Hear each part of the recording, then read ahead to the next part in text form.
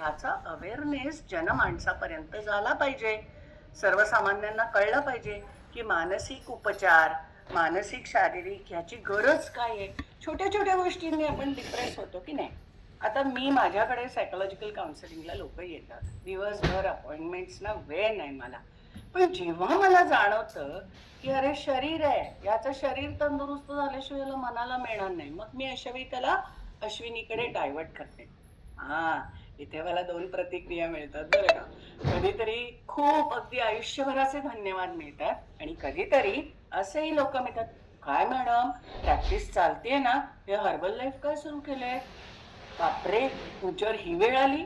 अशी ही लोक आपल्या आयुष्यात असतात, ती आपल्याला डिप्रेस करतात. पण काय आहे, आज आपल्याला काही काही लेसन असे घट्ट मनात टाकून द्यायचे. पहिलं, माझ्या आनंदाची किल्ली मी समोरच्याच्या हातात देणार नाही.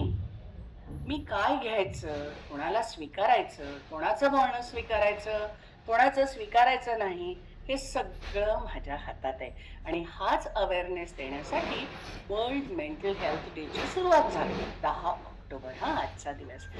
तर ह्या मेंटल ऑर्गनायझेशनमध्ये काय सुरू झालं की याच्यासाठी मग त्यांनी काय केलं की जगभरात 10 ऑक्टोबरला वेगवेगळ्या कार्यक्रमांचं आयोजन सुरू झालं. जसं आज आपल्या आपल्या क्लबनी हर्बल लाईफनी मला बोलावलं की चला बाईंचा काहीतरी 25-30 वर्षाचा अनुभव आहे, आपल्या क्लबला पण त्याचा काहीतरी मी तुमच्यापर्यंत, माझ्यात जे आहे ते तुमच्यापर्यंत पोहोचवते. कारण मी असं मानते की प्रत्येकाकडनं आपण काही ना काही शिकत असतो.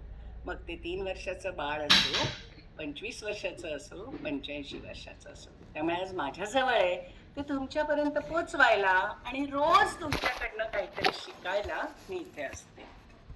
तर असा हा वर्ल्ड मेंटल हेल्थ